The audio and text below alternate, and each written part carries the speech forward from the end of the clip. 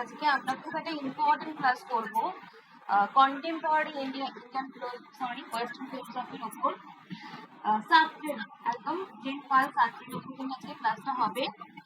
And অনেক question রয়েছে কিন্তু অনেক, মানে আমি যে নোটটা তৈরি করেছি অনেকগুলো বই ঘেটে তৈরি করেছি, তো একদম ভালোভাবে বুঝবে।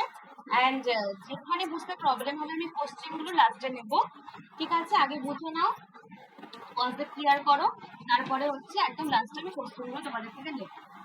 তো প্রথমেই দেখো যেটা রয়েছে যে জিনপাল সাত্রের কি ওয়ার্ডস কি কি রয়েছে আমাদের পড়তে হবে হচ্ছে concept of freedom, that being in itself, being for itself and humanism. এরপরে ইন্ট্রোডাকশনটা তুমি একটু বলে দিই যে জিনপাল সাত্রে কত সালে জন্মগ্রহণ করেছিল। তিনি কিন্তু 1905 সালের 21শে জুন ফ্রান্সের প্যারিস শহরে জন্মগ্রহণ করেন। একটুখানি জেনে রাখো, কারণ এখান থেকে সেরকম কোশ্চেন দেয় না, শুধু আমাদের কিন্তু সব ফিলোসফারদের একটু জীবন কাহিনীটাও করে নিতে হয়।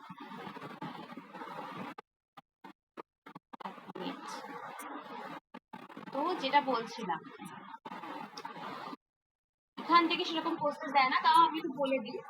জিনপাল সার্ত্রে কিন্তু 1905 সালের 21শে জুন ফ্রান্সের প্যারিস শহরে কিন্তু জন্মগ্রহণ করেছিলেন এবং অল্প বয়সে কিন্তু তিনি তার বাবাকে হারান এবং বাবার মৃত্যুর পর কিন্তু সার্ত্রে তার মা এবং তার যে বিশ্ববিদ্যালয়ের অধ্যাপক ছিলেন তার মেয়েটি কিন্তু তিনি মানে পড়াশোনা চালিয়ে গেছিলেন। দেখো লিখেছে যে ইকুয়াল নর্মালি সুপেরিয়ার, সে কিন্তু ওই নিপনের ছত্রছায়ায় কিন্তু তিনি মানুষ হয়েছিলেন এবং তার মাও ছিলেন তার কাছে। অ্যান্ড তিনি কিন্তু একধারে অনেক কিছু, মানে তার মধ্যে অনেক কিছু ছিল, যেমন তিনি একজন নোবেলিস্ট ছিলেন, রাইটার ছিলেন, পলিটিক্যাল অ্যাক্টিভিস্ট ছিলেন, বায়োগ্রাফার ছিলেন, লিটারারি ক্রিটিক ছিলেন। এতগুলো কিন্তু তার মধ্যে কিন্তু তিনি খুব প্রতিভাবান একজন মানুষ ছিলেন। And he proclaimed the freedom of man to be absolute and wanted to establish that in man's life. সবাই এখন ধারণ করছে। তো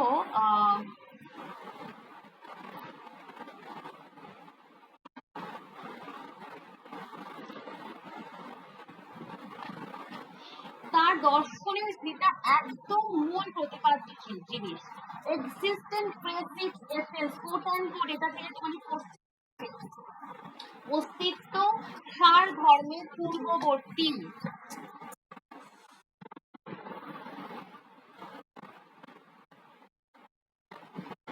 যেখান থেকে কোশ্চেন গুলো আসবে আমি কিন্তু বলবো, তখনই তোমরা কিন্তু সেগুলো খাতায় নোটস করে নেবে।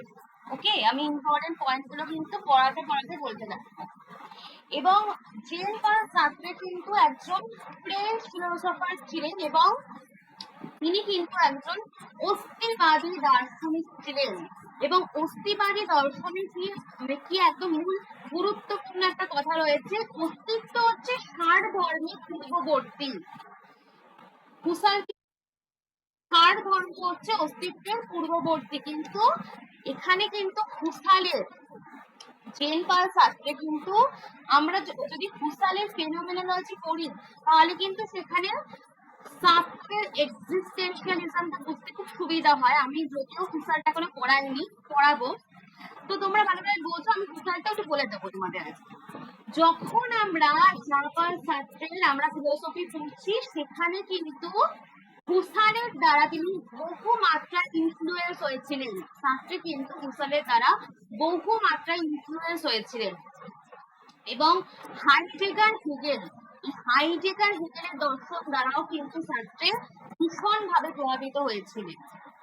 এবং হুসালের ইন্টেনশনালিটি, আমরা জানি হুসালের ইন্টেনশনালিটিটা আমরা পড়েছিলাম, যে তোমরা এমনিতে মনে হয় একটু পড়ে এসেছো এই জায়গাটা, আমি মনে করি সবাই পড়েছিলে হুসালের ইন্টেনশনালিটি। সেখানে কিন্তু বলা হয়েছিল যে চেতনা সবসময় একটা বিষয়ের দিকে ধাবিত হয়। হুসালের ইন্টেনশনালিটি তোমরা পড়েছিলে হয়তো, বলে দিই। কোন জয় হ্যাঁ, যেটা বলছিলাম, হুসালে আমরা যেটা পড়েছিলাম সেটা হচ্ছে চেতনা সবসময় একটা বিষয়ের দিকে ধাবিত হয়, এবং চেতনা আছে মানে কোনো একটা বিষয় সম্পর্কে আমার একটা চেতনা রয়েছে।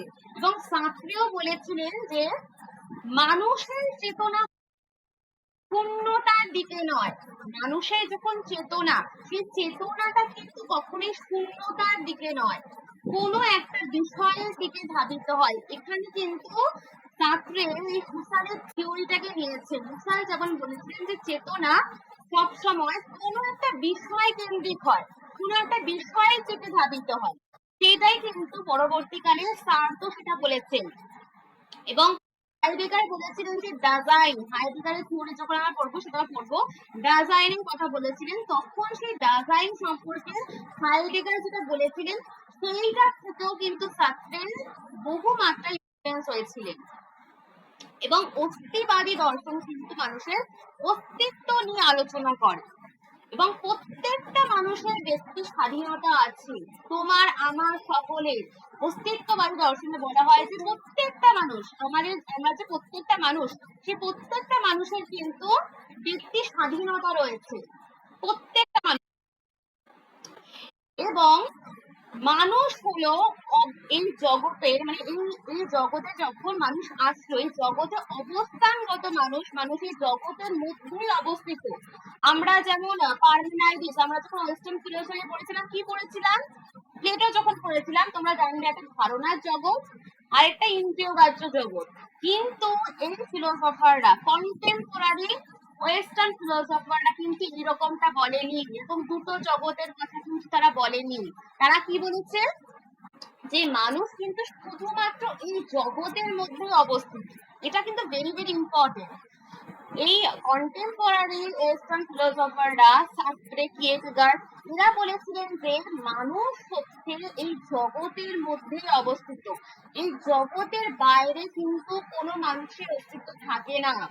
এরকম ফিনোমেনাল নোমিনাল ওয়ার্ল্ড, কারণ যেমন বলেছিলেন ফিনোমেনাল ওয়ার্ল্ড, নোমিনাল ওয়ার্ল্ড রয়েছে, এরকমটা কিন্তু এই কন্টেম্পোরারি ওয়েস্টার্ন ফিলোসফার শাস্ত্রে কিন্তু স্বীকার করেনি। তারা বলেছেন যে মানুষ কিন্তু এই জগতের মধ্যে অবস্থিত, এবং এই জগতের বাইরে কিন্তু কোনো প্রকার জিনিস থাকে না, এরকম নোমিনাল ওয়ার্ল্ড বলে কিছু হয় না। এবং মানুষের ইন্ডিভিজুয়াল সত্তা, প্রত্যেকটা মানুষের কিন্তু ইন্ডিভিজুয়াল সত্তা রয়েছে, এবং নিজের কাজের মধ্যে দিয়ে প্রত্যেকটা মানুষ নিজের কাজের মধ্যে দিয়ে কিন্তু মানুষ নিজেকে বিকশিত করে চলে। অ্যান্ড দুটো অপশন রয়েছে, সেই দুটো অপশনের মধ্যে কোন অপশনটাকে চুজ করবে, কেন সেই অপশনটাকে বেছে নিয়ে সে তার জীবনটাকে গড়ে তুলবে, সেইটা কিন্তু মানুষের বিয়ের মধ্যে রয়েছে, সত্তার মধ্যে রয়েছে। শাস্ত্রে কিন্তু এটা বলছেন। এবং এইভাবে একজন মানুষ কিন্তু একজন ইন্ডিভিজুয়াল মানুষে কিন্তু পরিণত হয়। এবং substrate philosophy was greatly influence, এটা বললাম, আমি এতক্ষণ এটাই বোঝাচ্ছিলাম, German philosopher Husserl and Heidegger. He adapted the Husserlian phenomenological method, খাতায় নোটস ডাউন করবে যেগুলো important. He adapted the Husserlian phenomenological method to analyse the different layers of human existence, and he discovered flowing Heidegger that man has to realize an ultimate goal, and his philosophy deals with the total aspects of human life with an inquiry into the ontology of man's view and man's ethical reality, the social and political life to determine the authentic nature of human existence. হ্যাঁ, তো যেটা বলছিলাম,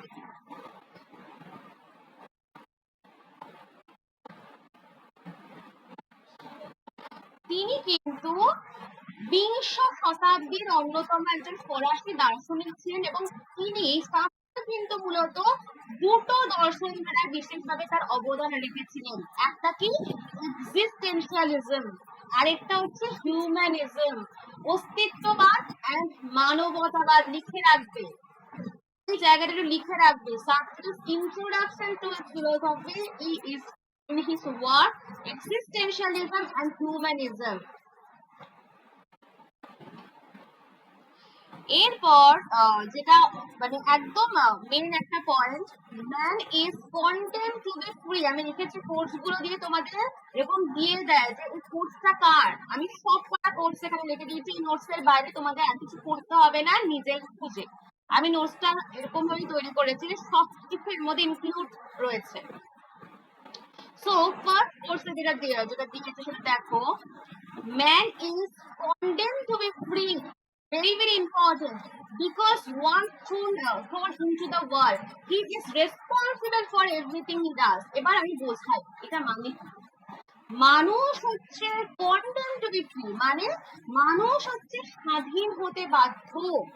কারণ একবার পৃথিবীতে যদি তাকে নিক্ষিপ্ত করা হয়, তাহলে সে যে কাজটা করবে সেই কাজটার জন্য অপর কেউ দায়ী নয়। তুমি যদি সেই কাজটা করো, সেই কাজটার জন্য তুমিই দায়ী, কারণ তুমি হচ্ছে একজন স্টুডেন্ট, তোমার একটা ফ্রিডম রয়েছে। He is responsible for everything he does. তুমি যেটা করবে সেটার জন্য তুমিই রেসপন্সিবিলিটি মানে বহন করবে, অন্য কেউ করবে না। তোমার কাজটা তোমারই করতে হবে। And freedom is what you do with what's been done to you. লিখবে, কোর্সগুলো লিখবে, very, very important. স্বাধীনতা হলো তোমার উপর যা ঘটেছে সেটাকে নিয়ে তুমি কি করবে। মানে এখানে বলছে যে আমরা যেসব নির্ধারিত বাস্তবতা, যেমন আমাদের জন্ম হয়, আমাদের লিঙ্গ, পরিবারের একটা অবস্থা রয়েছে, এইগুলো একটা কি অ্যাক্টিভিটি, এগুলো আমরা পেয়েছি, আমরা একটা পরিবার পেয়েছি, আমাদের পরিবারের অবস্থা রয়েছে, মানে বিভিন্ন ধরনের জিনিস রয়েছে, এবং সেগুলো আমাদের একটা পরিচয় বা ভবিষ্যৎ ঠিক করে না পুরোপুরি। এবং স্বাধীনতা হচ্ছে কি, ফ্রিডম হচ্ছে কিন্তু সেই নিয়তির বিরুদ্ধে এবং তার ভেতরেই একটা প্রতিক্রিয়া দেখানো। অর্থাৎ যে প্রতিক্রিয়া তুমি দেখাও, যেটা তুমি দেখাচ্ছ, সেটাই হচ্ছে তোমার স্বাধীনতা। Freedom is what you do, তুমি যেটা করছো, and with what's been done to you. কেউ কিছু বলছো? এবং সহজভাবে অতীত বা তোমার ভবিষ্যৎ, তুমি যেটা করবে তোমার কিন্তু সেটাতে প্রভাব পড়বে। তুমি যদি এটা খারাপ কাজ করো সেটা, তাহলে তোমার ভবিষ্যতে সেটা প্রভাব তোমাকেই বহন করতে হবে। এবং সিদ্ধান্ত, যে জিনিসগুলো করবে, সিদ্ধান্ত নেওয়ার শক্তি কিন্তু তোমারই হাতেই রয়েছে। এবং স্বাধীনতা, শাস্ত্রের দর্শনে ফ্রিডম ইজ মোস্ট ইম্পর্টেন্ট, মানে টপিক যেটা বলছি, শাস্ত্রের দর্শনে কিন্তু ফ্রিডম মানে মোস্ট ইম্পর্টেন্ট টপিক। এবং তিনি বলেছেন যে স্বাধীনতা কোনো অবস্থা নয়, স্বাধীনতা হচ্ছে তোমার ক্রিয়া প্রতিক্রিয়া, তুমি করবে সেটাই হচ্ছে তোমার স্বাধীনতা। যেমন ধর একটা উদাহরণ দিয়ে আমি বোঝালে তোমাদের খুব সুবিধা হবে। কোন ছাত্রের মানে খুব গরিব, তাহলে সে যদি বাস্তবতাকে, সে খুব গরিব বলে সে বাস্তবতাকে অজুহাত করে পড়াশোনা ছেড়েও দিতে পারে, সে খুব গরিব বলে, এবং সে কিন্তু বাস্তবতাকে অনুপ্রেরণা কঠোর পরিশ্রম করে সে কিন্তু সেই পড়াশোনাটাকে চালিয়েও যেতে পারে। অনেক সময় আমরা দেখি যে রাস্তার মধ্যে পড়াশোনা করছে, তাই তো, তার নিজের চয়েস, সে কি করবে তুমি বেছে নেবে, তুমি কি করবে, সেটাই হচ্ছে তোমার স্বাধীনতা। ওকে, এইটাই হচ্ছে সেকেন্ড পয়েন্টটা বলছে। And the God does not exist, I cannot deny that my whole being cries out for God, I cannot forget. ঈশ্বর বলতে আমি কিছু বুঝি না, তিনি কিন্তু ঈশ্বরের অস্তিত্বকে স্বীকার করেনি। The God does not exist, ঈশ্বর নেই, আমি তা ডিনাই করি, আমি তা অস্বীকার করি। That my whole being cries out for God, I cannot forget. এইটা দিয়ে তোমাদের একটা কোটেশন তুলে কোশ্চেন দিয়েছিল। তবুও আমার সমগ্র সত্তায় ঈশ্বরের জন্য আকুল, তাও আমি তাকে ভুলতে পারি না। কি বলছে, খুব ফটোমটো একটা লাইন, মানে এর একটা মর্মার্থ রয়েছে ভেতরে। কি বলছে জিনিসটা? তিনি কিন্তু নাস্তিক, ছাত্র কিন্তু নাস্তিক, তিনি কিন্তু ঈশ্বরকে বাস্তবে স্বীকার করেন না, তবু তিনি স্বীকার করতে বাধ্য যে মানুষের অন্তরে অনেক অংশই কিন্তু কোনো চূড়ান্ত অর্থ বা আধারের খোঁজ করে, এবং সেটা কিন্তু তার ভেতরে একটা আকুলতা বা আবেদন রয়েছে, তো ঈশ্বর কিছু নেই, সেটা মনে করে যে একটা শক্তি রয়েছে, বাট সেটা ঈশ্বর নয়, শাস্ত্র এটা বলছে। এবং মানুষ কিন্তু আমাদের মানুষের মন কিন্তু সবসময় একটা নিরাপত্তা, একটা আশ্রয়ের অন্বেষণে থাকে। তাহলে শাস্ত্রের মূল দাবি হচ্ছে কোনো স্বর্গীয় কোনো কর্তৃত্ব থেকে আসে না, মানুষকে কিন্তু নিজের মানে নিরাপত্তা তৈরি করতে হবে। এরকম ঈশ্বরের কাছে মানে মানুষ একজনকে ভেবে নেয় যে ঈশ্বর রয়েছে, তার ওপর সে যদি আমাকে আমাকে কৃপা করে তাহলে আমার রোগটা সেরে যাবে বা আমার পরিবারে কেউ ভালো হবে, একটা নিরাপত্তা চাই, শাস্ত্রে এটা বলছে।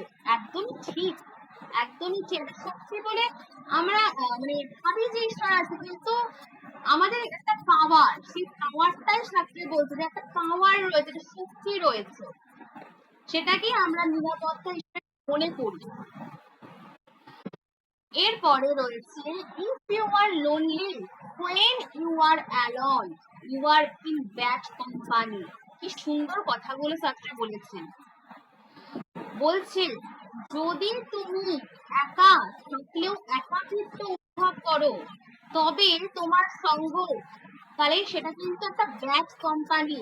এইটা কিন্তু তুমি যদি একা থাকলে একাকিত্ব অনুভব করো, এটা কিন্তু একটা ব্যাড কোম্পানি, এটা কিন্তু খারাপ সঙ্গ। বোঝো ব্যাপারটা কি বলছে। একলা থাকা, একা থাকা মানে শুধুই যে অন্যের অনুপস্থিতি, কেউ নেই আমার সাথে, এরকমটা নয়। এটা হচ্ছে নিজেকে সঙ্গে নিয়ে থাকো সবসময়, নিজে তো রয়েছে, সেই নিজেকে নিয়ে থাকো। যদি তুমি নিজে নিজের সঙ্গে যোগাযোগ না করতে পারো, তুমি যদি নিজের সাথে যোগাযোগ না করতে পারো, তাহলে নিজেকে সত্যিকারের ভাবে তুমি যদি স্বীকার না করতে পারো, তাহলে তোমার কিন্তু কারোর সঙ্গে থাকা কিন্তু সেটা একটা ব্যাড কোম্পানি, মানে মিথ্যা কোম্পানি, বা এটাকে ব্যাড কোম্পানি বলা হয়। মানে তুমি নিজের সাথেই যদি বলছো, তাহলে আরো যদি আমি একটুখানি ব্যাখ্যা করে বলি, যদি অনেক মানুষ অন্যের দৃষ্টি বা অপরের সাথে মানে অপরের উপর ডিপেন্ড করে থাকে, অপরের উপর নির্ভরশীল হয়ে যায়, তাহলে কিন্তু তারা বাইরে আসা যে আইডেন্টিটি, তোমার সবার একটা আইডেন্টিটি রয়েছে, এবার তুমি যদি সবসময় অন্যের উপর ডিপেন্ডেন্ট হয়ে পড়ো না, তুমি দেখবে একা কোনো কাজ করতে পারবে না। এবং যদি তুমি কখনো একা থাকো, তাহলে কিন্তু তোমার মধ্যে একটা আত্মপরিচয়, তোমার একটা আইডেন্টিটি তোমার সামনে এসে দাঁড়ায়, এবং তুমি কিন্তু তখন কোনো কিছুতে ভয় পাবে না। শাস্ত্রে কিন্তু খুব সুন্দর একটা জিনিস বলছে, আমাদের জীবনের সাথে কানেক্টেড জিনিস, তাই না? খুব সুন্দর কথাগুলো। And 5, যেটা বলেছে 5 নম্বরে, commitment is an act, not a word। এটা কি? কমিটমেন্ট হচ্ছে একটা কর্ম, কোনো শব্দ নয়।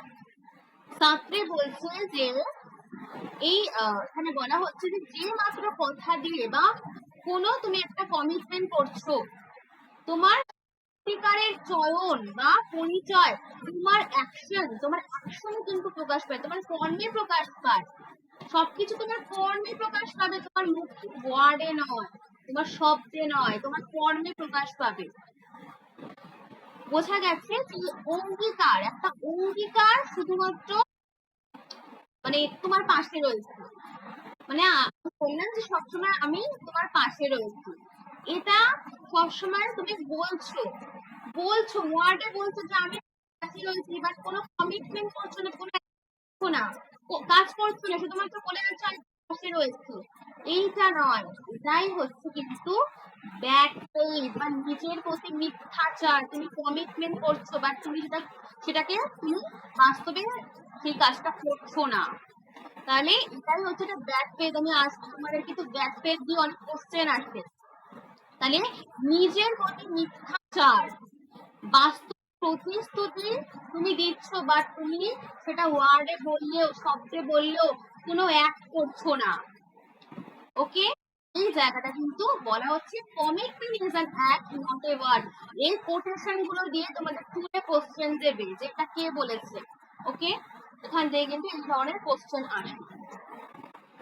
এরপরে আমি আসবো হচ্ছে ছাত্রের কিছু ইম্পর্টেন্ট বুকসে। ফার্স্ট দেখো নসা, very very important book, Being and Nothingness, Existentialism and Humanism, and Critique of Dialectical Reason. Very very important কিন্তু এই চারটে বুক। এরপরে আমি আসবো হচ্ছে Being for Itself and Being in Itself, খুব ইম্পর্টেন্ট। এটা কিন্তু তোমরা একটু কিন্তু মানে খাতায় লিখবে, ঠিক আছে? আমি কিছু কিছু পয়েন্ট বলবো, সেগুলো খাতায় লিখে নেবে, যেগুলো দিয়ে কোশ্চেন আসার চান্স রয়েছে। ছাত্রে কিন্তু বিংকে তিনটে ভাগে ভাগ করেছে, হচ্ছে being for itself and being in itself, আরেকটা হচ্ছে কি বিং ফর আদার্স। এটা আমি দিইনি, দিয়ে দেবো, ঠিক আছে? বিং ফর আদার্স, এটা একটু লিখে নাও। ছাত্রে কিন্তু তার বিখ্যাত গ্রন্থ বিং এন্ড নাথিংনেসে বিশ্বকে দুটো ভাগে ভাগ করেছিল। কি বললাম? ছাত্রে তার বিখ্যাত গ্রন্থ ছিল বিং এন্ড নাথিংনেস। এই বিং এন্ড নাথিংনেসে বিশ্বকে দুটো ভাগে ভাগ করেছেন। একটা কি বিং ফর ইটসেলফ, চেতনার জগৎ, আরেকটা হচ্ছে বিং ইন ইটসেলফ, বস্তুর জগৎ।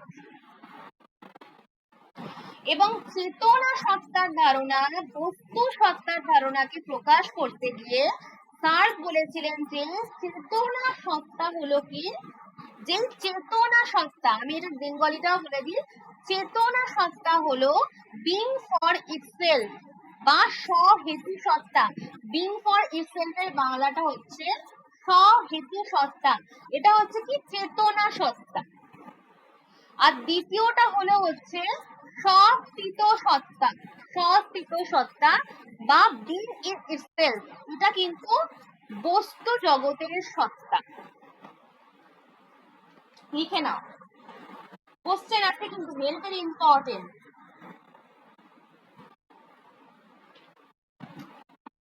এবং ছাত্রে কিন্তু মুখ্যত মানুষের অস্তিত্ব নিয়ে আগ্রহী ছিলেন। অন্যান্য যে জীবকুল রয়েছে তাদের অস্তিত্ব নিয়ে কিন্তু আগ্রহী ছিলেন না, শুধুমাত্র মানুষের অস্তিত্ব নিয়ে কিন্তু আগ্রহী ছিলেন ছাত্রে। এবং মানব অস্তিত্ব এবং অন্যান্য অস্তিত্বের মধ্যে পার্থক্য দেখাতে চেয়েছেন যে মানুষ কোন সত্তাকে কিন্তু স্বহেতু সত্তা। কি বললাম? মানুষ বা চেতন, যাদের মধ্যে চেতনতা রয়েছে, মানুষের মধ্যে চেতনতা রয়েছে, অন্যান্য জীবের কথা কিন্তু শাস্ত্রে বলেননি, এটা কিন্তু ভুল করবে না। শাস্ত্রে কিন্তু শুধুমাত্র মানুষ বা চেতন সত্তাকে স্বহেতু সত্তা বা বিং ফর ইটসেলফ বলেছেন। এবং অচেতন বস্তু সত্তাকে, যেটা অচেতন, যার মধ্যে চেতনতা নেই, যেমন বস্তু জগৎ কি একই রকম থাকে, তার মধ্যে কি কোনো চেতনতা থাকে না, সেটাকে শাস্ত্রে বলেছেন কি, এক মিনিট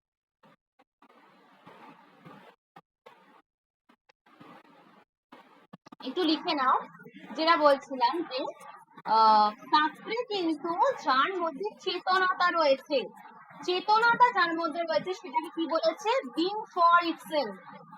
ভেরি ভেরি ইম্পর্টেন্ট।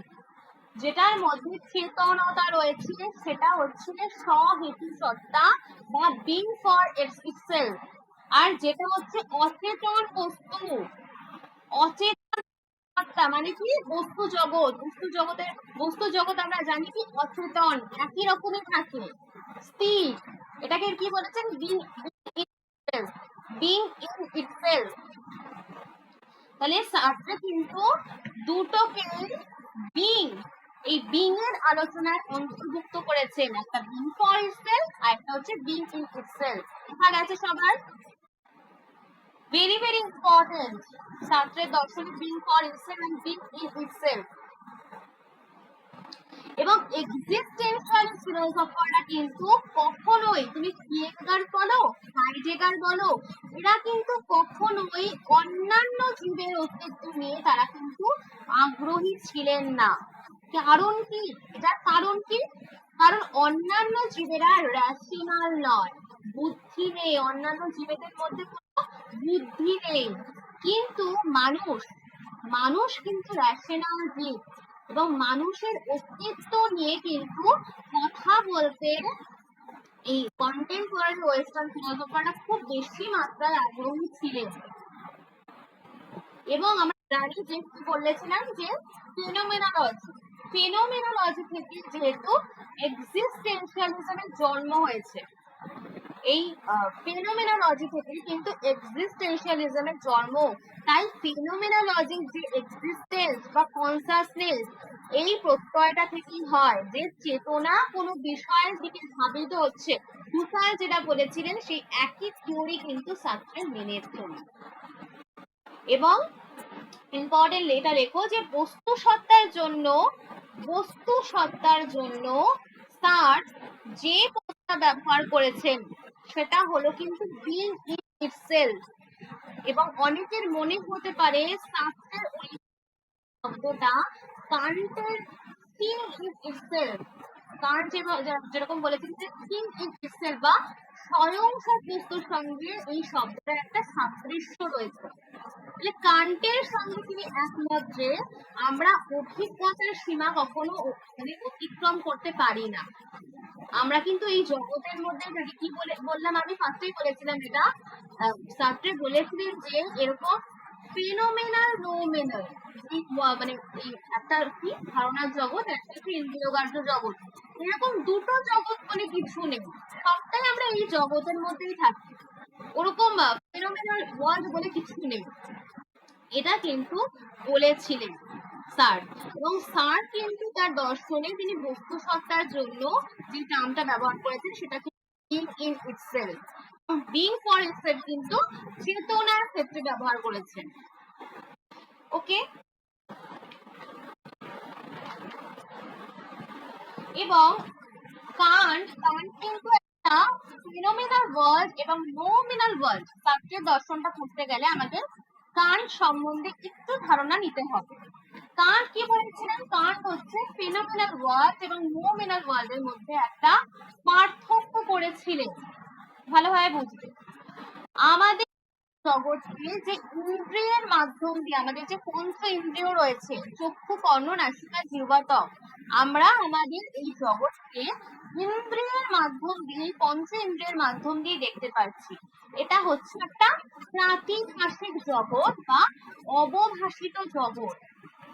এবং যেটা আমাদের দেখাচ্ছে সেটাই আমি দেখছি, যেটা আমাকে দেখাচ্ছে এটার মধ্যে মিথ্যাও হতে পারে, এই অবভাষিত জগৎ কিন্তু মিথ্যাও হতে পারে। তাহলে এই ফিনোমেনাল ওয়ার্ল্ডটাই কিন্তু sensual world, SENSUAL, sensual world. এবং সেন্স অর্গানের মাধ্যম দিয়ে কিন্তু এই জগৎটাকে আমি জানতে পারছি।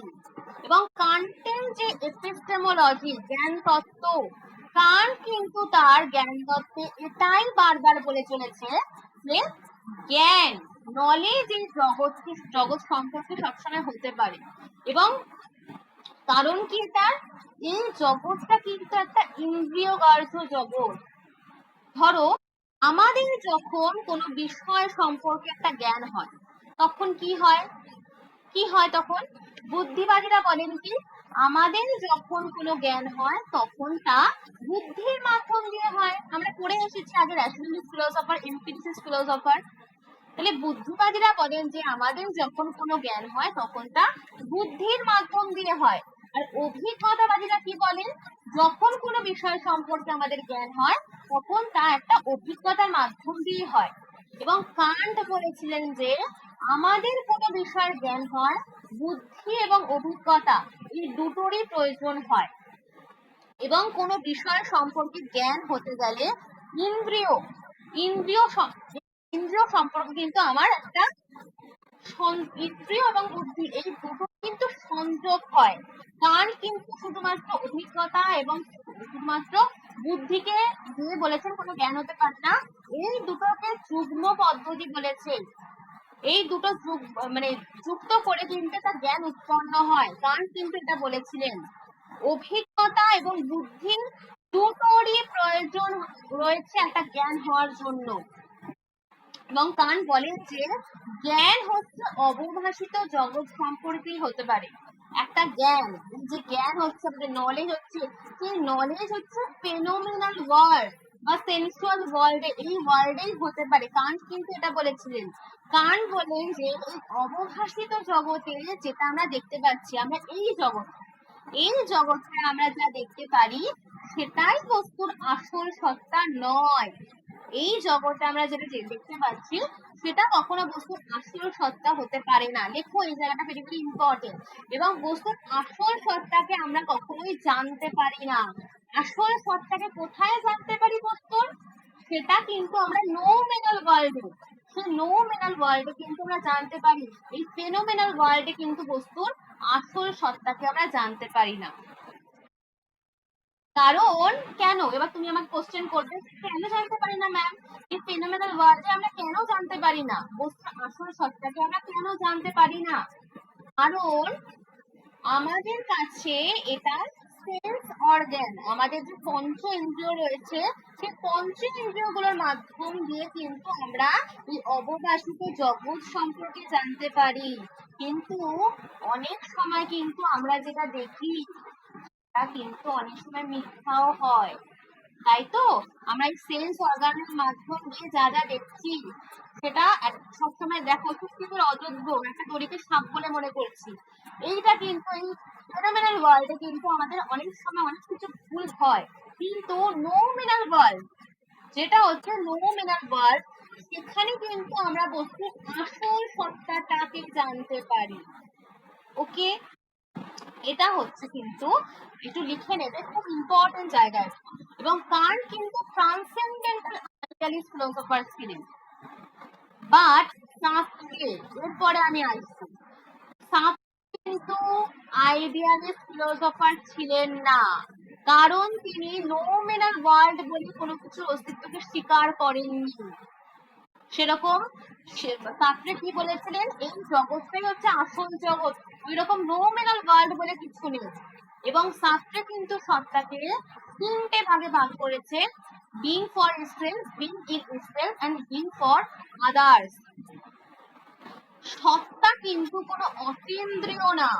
এই সত্তা, এই বিং কিন্তু কোনো অতীন্দ্রিয় না, নোমেনাল নয়। এটা কিন্তু এই ফেনোমেনাল ওয়ার্ল্ডেই রয়েছে, এই জগৎটার মধ্যেই রয়েছে। এবং স্যার বলেন যে এই ফেনোমেনাল ওয়ার্ল্ডটাকে স্বীকার করতে গিয়ে কখনোই নোমেনাল ওয়ার্ল্ডকে স্বীকার করার প্রয়োজনীয়তা নেই আমার। এবং সার্ত্রের দর্শনে আইডিয়ালিজম ভাববাদকে চরমভাবে অপোজ করা হয়েছে, অস্বীকার করা হয়েছে। এবং তিনি বলেছেন, কান্ট বলেছেন আমরা যা দেখতে পাই তা আছে। আমরা কি দেখতে পাই? আমরা এই বস্তু জগৎটাকে দেখতে পাই। সার্ত্রের এই জায়গাটা খুব ইম্পর্টেন্ট। সার্ত্রে বলেছেন যেটা আমরা দেখতে পাচ্ছি, যেটা আমরা আমাদের চোখ, আমাদের সেন্স অর্গানগুলোকে দিয়ে দেখতে পাই, সেটাই শুধুমাত্র এই বস্তু জগতে রয়েছে। এবং সার্ট বলেন যে আমরা যা কিছু দেখতে পাই না সেইগুলোর কিন্তু কোনো অস্তিত্ব নেই। যেটা আমরা আমাদের বস্তুময় সত্তাকে দেখতে পাচ্ছি সেটার প্রকৃতপক্ষে অস্তিত্ব রয়েছে।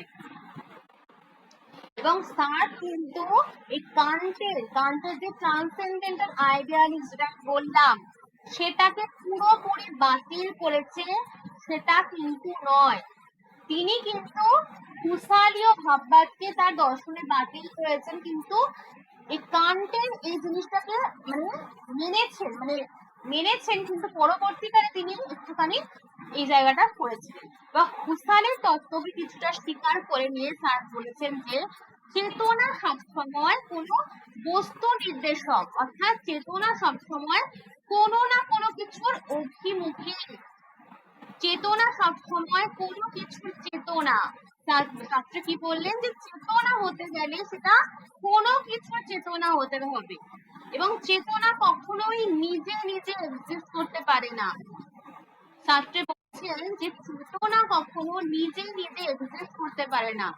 এই কোনো কিছুই সবসময় কি হয়, সবসময় কিন্তু কোনো না কোনো বস্তু, যাকে স্যার বলেন যে বিং ইন ইটসেলফ, মানে কখনোই চেতনার উপর সবকিছু কিন্তু, মানে চেতনা সবসময় একটা বিষয় থাকে। চেতনাকে কিন্তু শক্ত জমির ওপর দাঁড় করায়, অর্থাৎ সস্থিত সত্তাকে বলেছেন যে সর্বোৎকৃষ্ট সত্তা। লিখবে সস্থিত সত্তা বিং ইন ইটসেলফকে কিন্তু বলেছে, ছাত্রে বলেছে বিং ইন ইটসেলফ সর্বোৎকৃষ্ট সত্তা, কারণ এটা সবসময় একই থাকে। বিং ইন ইটসেলফ, এই বস্তু জগৎকে কখনো তুমি পরিবর্তন পারবে না, এটা সবসময় একই থাকবে। এই জন্য এই বিং ইন ইটসেলফ বলেছে কি তিনি সর্বোৎকৃষ্ট সত্তা, সর্বোৎকৃষ্ট সত্তা। লিখে নাও।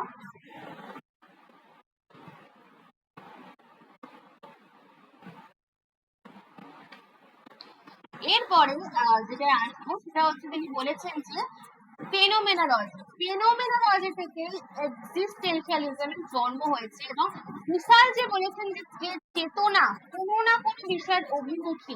চেতনা মানে কি বস্তু জগতের চেতনা, এবং চেতনা মানে কিন্তু একটা বস্তুর মধ্যে, যে কোনো বস্তুর মধ্যে সে চেতনাটা এক্সিস্ট করছে, এমনি এমনি চেতনা থাকতে পারে না।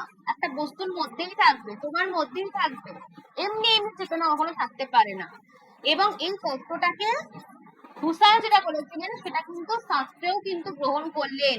এই জন্য কিন্তু স্যার জগতের মধ্যে পার্থক্য তৈরি করে দিলেন।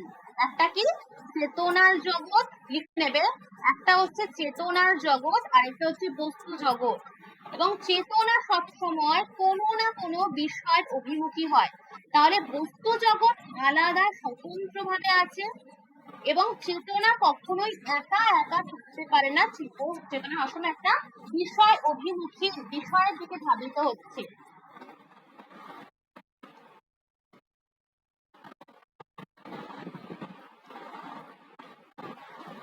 লিখে নাও।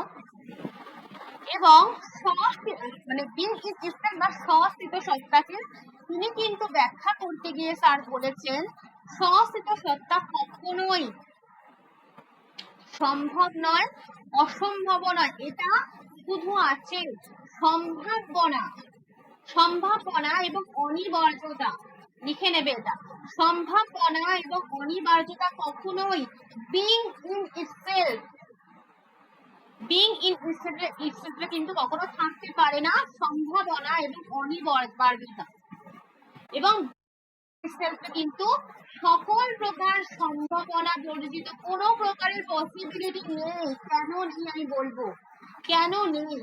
আমরা শুধুমাত্র বলতে পারি বস্তুগুলো যেরকম সেরকমই রয়েছে, তার বেশি কিছু নয়। যেরকম ভাবে বস্তুগুলো রয়েছে সেরকম ভাবেই রয়েছে, এর বেশি কিছু নয়। বস্তুগুলোর মধ্যে কোনো পসিবিলিটি কখনো থাকতে পারে না, থাকতে বলছেন। তাহলে বিং ইন ইটসেলফকে ব্যাখ্যা করতে গিয়ে তিনি বলেছেন যে বস্তু জগৎ যেমন তেমন ভাবেই থাকে। বস্তু জগতের মধ্যে না তো কোনো অনিবার্যতা, না তো কোনো সম্ভাব্যতা রয়েছে, এবং এই বস্তু জগতের মধ্যে কোনো সম্ভাবনা থাকতে পারেই না। এবং বস্তু জগৎ যেমন আছে তেমন ভাবেই থাকে সবসময়। এরপরে হচ্ছে being for itself, being for itself বা স্বহেতু সত্তা। এখানে বলা হয়েছে যে মানুষের বর্ণনা দিতে গিয়ে স্যার বলেছেন যে মানুষের বর্ণনা দিতে গিয়ে স্যার বলেন যে বিং ফর ইটসেলফ মানে কি মানুষ অন্য কোনো জীব নয়। অস্তিত্ববাদী দার্শনিকরা কিন্তু অন্যান্য কোনো জীবের অস্তিত্ব সম্পর্কে তারা কিন্তু আগ্রহী ছিলেন না, অন্যান্য কোনো প্রকার, শুধুমাত্র মানুষের অস্তিত্ব সম্পর্কে তারা কিন্তু কথা বলেছেন। এবং তারা কিন্তু হিউম্যান এক্সিস্টেন্স নিয়ে তারা শুধুমাত্র আগ্রহী ছিলেন। এবং স্বহেতু সত্তা বা বস্তু সত্তার বিপরীত মেরুতে অবস্থান করে কিন্তু একদম স্বহেতু সত্তা কিন্তু একদম বিং ফর ইটসেলফ কিন্তু বিং ইন ইটসেলফ একদম বিপরীত মেরুতে অবস্থান করে।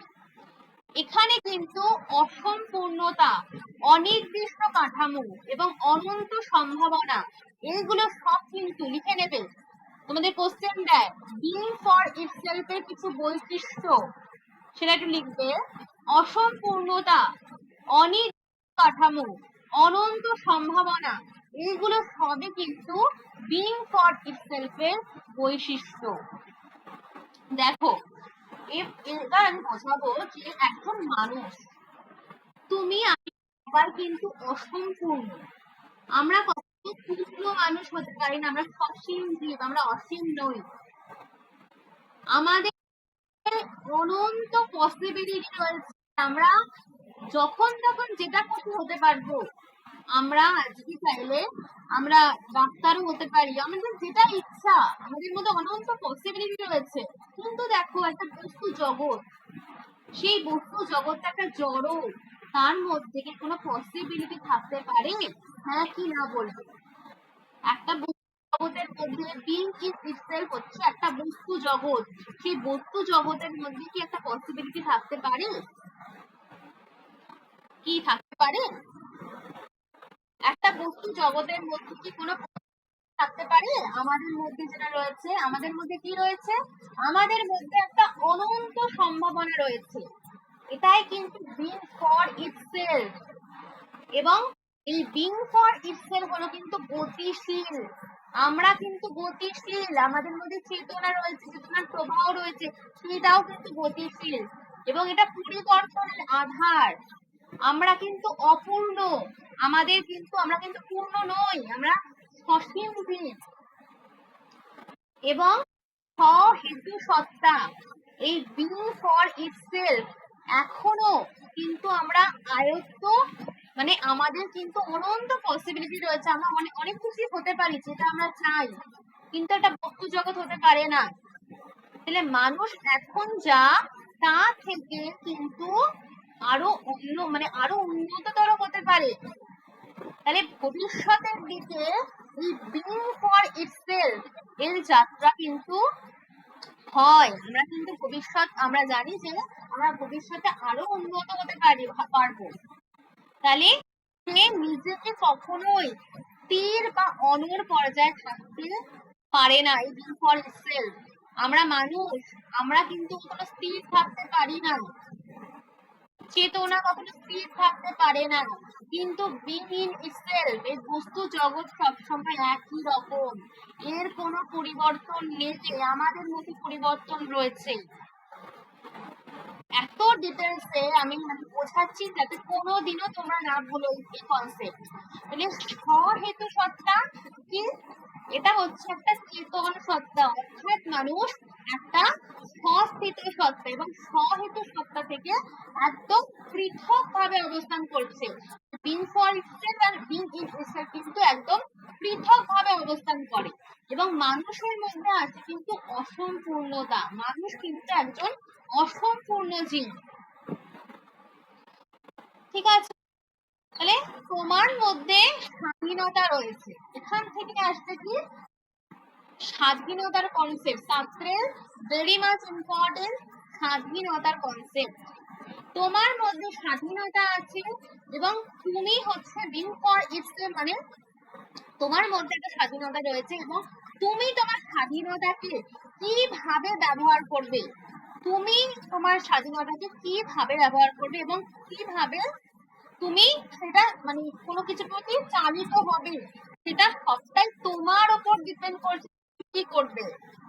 তাহলে এই জগতে তুমি যা কাজ করবে তার দায়ভার পুরোপুরি, তার রেসপন্সিবিলিটি তোমার থাকবে। তোমার কাজের দায়ভার তুমি অন্যের ওপর চাপিয়ে দিলে সেটা হয়ে যাবে ব্যাড ফেইথ। এখান থেকে আসবে হচ্ছে মন্দ বিশ্বাস। আমি এখান থেকে বুঝি, আমি অল্প অল্প করে কনসেপ্টটা ক্লিয়ার করে ওখানে আসবো।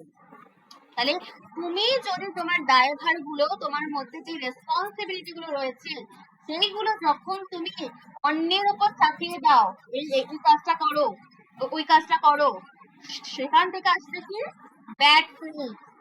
কিন্তু শাস্ত্রের মতে বিং ইন ইটসেলফ কেন সর্বোৎকৃষ্ট? কারণ এটার কখনো পসিবিলিটি থাকে না। এই বস্তু জগৎ, এই বস্তু জগৎ তো স্থির, এই বস্তু জগতের মধ্যে কোনো পরিবর্তন, সেই জন্য কিন্তু এটা সর্বোৎকৃষ্ট, একদম সেটা একদম সর্বোৎকৃষ্ট। কিন্তু being for itself, being for itself কিন্তু সর্বোৎকৃষ্ট কখনো হতে পারে না। কেন? কেউ আমাকে বলতে পারবে? এতক্ষণ তো বোঝালাম আমি, তোমরা কেউ বলতে পারবে কেন হতে পারে না সর্বোৎকৃষ্ট বিং ফর ইটসেলফ? কেউ কেউ বলতে পারবে? তোমাদের আমি মাইক করে দেবো, যদি কেউ বলতে পারো তাহলে আমি মাইক অন করবো, তাহলে আমি বুঝিয়ে দেবো ব্যাপারটা একদম সোজা। কেন হতে পারে না বিং ফর ইটসেলফ সর্বোৎকৃষ্ট হতে পারে না? কেন? আজকের ক্লাসে আমি যেটুকুনি বুঝিয়েছি সেখান থেকে অ্যান্সারটা বলে দেওয়া যাবে। বিং ফর ইটসেলফ কেন সর্বোৎকৃষ্ট হতে পারে না? কেন না কামনা বাসনা, অনন্ত যে পসিবিলিটি, এগুলো হচ্ছে মানুষের সবসময় থেকেই যাবে। মানুষ হাইয়েস্ট লেভেলে পৌঁছাতে পারবে না। তুমি যখন নেটসেট বা এসএসসি পাস করলে, তখন তোমার মনে কি চাইবে? কি চাইবে তোমার মনে? তুমি প্রফেসর হও বা স্কুল টিচার হয়ে যাও। তারপরেও তুমি টিচার হয়ে যাওয়ার পর, তারপরে অ্যাসিস্ট্যান্ট প্রফেসর হয়ে যাওয়ার পরও তোমার মধ্যে সেই আশা, আকাঙ্ক্ষা, কামনা, বাসনা, এইগুলো কখনো তোমার মানে তুমি আরো বেশি উন্নত হতে চাইবে সবসময়, আরো একটুখানি মানে আরো পরীক্ষা দিয়ে আমি, তাহলে মানুষ কখনো, মানুষের অনন্ত পসিবিলিটি আছে, সেটা কিন্তু কখনো হাইয়েস্ট লেভেলে পৌঁছাতে পারে না। এবং চেতনা সবসময় কি হয়? শূন্য থেকে পূর্ণতার দিকে যায়, সবসময় পূর্ণতার দিকে অগ্রসর হতে চায়। আমি আরো আরো আরো আরো বেশি উন্নত হবো, এটাই হচ্ছে কিন্তু বিগ ফর ইটসেলফ। এই জন্য সর্বোৎকৃষ্ট হতে পারলো না। কিন্তু বিং ইন ইটসেলফ এটা কিন্তু সর্বোৎকৃষ্ট, একই রকমই থাকে, বস্তু জগৎ একই রকমই থাকবে, এটা এই জন্য সর্বোৎকৃষ্ট। বলো এবার তোমাদের কনসেপ্ট ক্লিয়ার নাকি? Being for itself and being in itself এর কনসেপ্ট ক্লিয়ার হয়েছে সবার? রত্নদ্বীপের ক্লিয়ার? আর সবাই? আচ্ছা, সমাপ্তি রেখার ক্লিয়ার। আচ্ছা, তো এরপরে যেটা আছে হচ্ছে বিং ফর আদার্স। আচ্ছা, অয়ন্তিকারও ক্লিয়ার হয়েছে। এরপরে বিং ফর আদার্স আমি আসবো, এটা নোটস আমি অ্যাড করে দেবো, এটা নোটসে নেই। বিং ফর আদার্সটা বলতে, বিং ফর আদার্স কি? কোনো মানুষ, কোনো মানুষ, আমরা যে মানুষ, কোনো মানুষ কিন্তু একা একা বাস করতে পারে না, কোনো মানুষ একা একা বাস করতে পারে না। মানুষকে যদি অস্তিত্ববান হতে হয়, তাহলে অন্য মানুষের সাপেক্ষে অস্তিত্ববান হতে হবে। That is being for others. অন্য হেতু সত্তা। তুমি অস্তিত্বশীল হয়েছো, তুমি একজন অস্তিত্বশীল মানুষ। কেন? কারণ অন্য মানুষগুলো তোমার আশেপাশে রয়েছে। একদিন দেখো যে তুমি বেঁচে রয়েছো, পৃথিবীর সব মানুষ মরে গেছে, তুমি কি করে চলবে? তুমি কিন্তু তখনই মরে যাবে। তাহলে আমার অস্তিত্বের গুরুত্ব সেটা যেটা অন্য মানুষের অস্তিত্বের উপরে নির্ভরশীল। আমি কিন্তু একা একা বাঁচতে পারবো না, এই পৃথিবীতে একা একা বাঁচা সম্ভব নয়। আমার অস্তিত্বের গুরুত্ব সেটা কিন্তু তোমার উপরে, তোমাদের মানে একটা পরিবার। দেখো অনেকে আছি, আমাদের বন্ধু বান্ধব রয়েছে, আমাদের সোসাইটিতে অনেকে রয়েছে, সমাজে, আমরা একটা সমাজে থাকি, সেই সমাজের সকল মানুষকে নিয়ে আমাকে থাকতে হবে। আমি একা একা অস্তিত্বশীল হতে পারবো না। এটা হচ্ছে বিং ফর আদার্স। তাহলে এই অন্য হেতু সত্তা, এটা বাংলা যে টার্মটা, সেটা হচ্ছে অন্য হেতু সত্তা। লিখে নেবে, বিং ফর আদার্স এর যেই বাংলা টার্ম, সেটা হচ্ছে অন্য হেতু সত্তা। এবং এই অন্য হেতু সত্তার ধারণা ছাড়া স্বহেতু সত্তা বা এই বিং ফর ইটসেলফ, এই বিং ফর আদার্স এর ধারণা ছাড়া কিন্তু বিং ফর ইটসেলফ এর ধারণার কোনো মূল্য নেই। কারণ মানুষের মূল্য, তোমার মূল্য তখনই থাকবে, আদার্স মানুষগুলোকে ছাড়া তুমি কিন্তু বাঁচতে পারবে না। তুমি একজন মানুষ, তুমি মূল্যবান হবে তাদের দ্বারা, এই আশেপাশে যে মানুষগুলো রয়েছে সেই মানুষগুলোর দ্বারাই কিন্তু হবে। তুমি একা কখনো পৃথিবীতে বাঁচতে পারবে না। সবসময় এটা ভেবে দেখবে, এটাকেই স্যার বলেছেন কি বিং ফর আদার্স। বোঝা গেছে সবার বিং ফর আদার্স কি?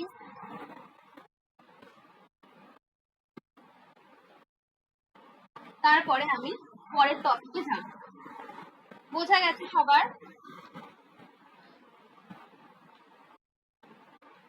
হ্যাঁ, সমাপ্তি। হ্যাঁ, বলছি আমি, তুমি যে অস্তিত্বশীল, তুমি অস্তিত্বশীল কেন?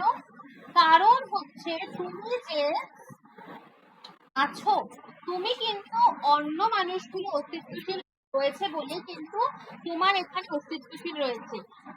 যেমন দেখো, তোমাকে যদি তুমি একা বেঁচে রয়েছো, তোমার সবাই আমি বলছি যে এই পৃথিবীতে সবাই মরে গেছে, তুমি একা বেঁচে রয়েছো, তুমি কখনোই সেখানে থাকতে পারবে না। তুমিও কেউই থাকতে পারবে না বেঁচে। একজন মানুষ অস্তিত্বশীল হতে গেলে সেখানে কিন্তু অন্য পারস্পরিক যে মানুষরা রয়েছে সেই মানুষের অস্তিত্বশীলটা কিন্তু থাকা দরকার। তাহলে এটাই কিন্তু হচ্ছে বিং ফর আদার্স। এই জন্যই বলা হচ্ছে কি বিং ফর আদার্স। তুমি যে অস্তিত্বশীল, তুমি অস্তিত্বশীল হয়েছো অন্য মানুষগুলোর অস্তিত্বশীল রয়েছে বলে। একা একা কখনো বাঁচা যাবে না, এটাই হচ্ছে বিং ফর আদার্স। বোঝা গেছে সমাজটি? হ্যাঁ, আজকে আমি যেভাবে পড়িয়েছি তোমাদের একদমই কোনো কনসেপ্ট একদম তোমরা একটা অ্যান্সার দিয়ে আসতে পারবে। এরপরে আমি আসবো হচ্ছে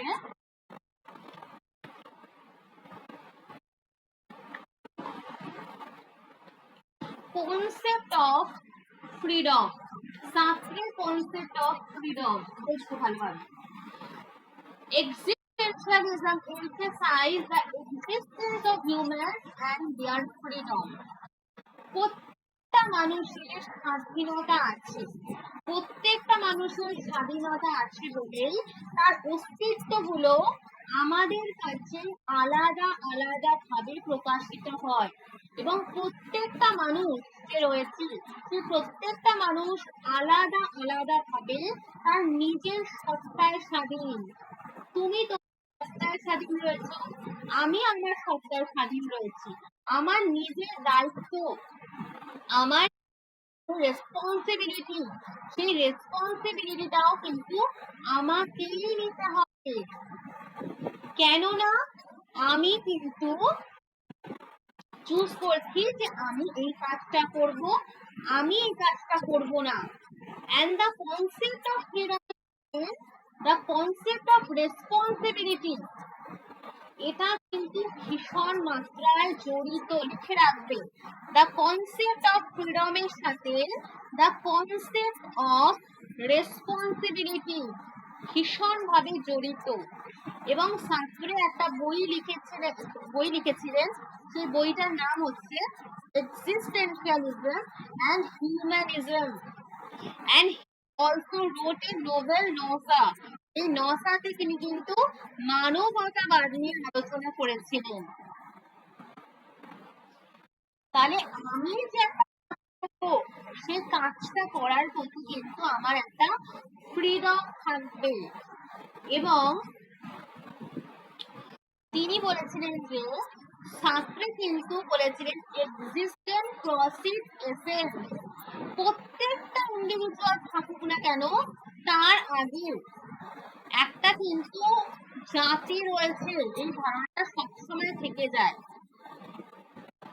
এবং অ্যারিস্টটল এরা কিন্তু এই অস্তিত্ববাদী দার্শনিকরা কিন্তু এই পূর্ব নির্ধারিত ধারণাকে মানেনি, কিন্তু প্লেটো অ্যারিস্টটল কিন্তু এই পূর্ব নির্ধারিত ধারণাকে মেনেছিলেন। তাহলে মানুষকে আগে অস্তিত্বশীল হতে হবে। তোমাদের এই জায়গাটা কোশ্চেন আসছে যে এক্সিস্টেন্স প্রেসিড এসেন্স, এটা সর্বপ্রথম কে বলেছে? তারপর সে নির্ধারণ করছে তার অস্তিত্ব গুলো, ভ্যালুস গুলো কি হবে এবং তার স্বরূপটা কি হবে। তাহলে মানুষের অস্তিত্বটাই যদি আগে না, তাহলে কিন্তু তার সার ধর্ম আসতে পারে না। লিখে নাও।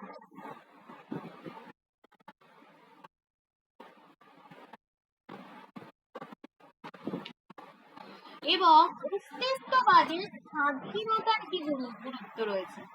অস্তিত্ববাদের স্বাধীনতার কি গুরুত্ব রয়েছে দেখো দিচ্ছে এখানে।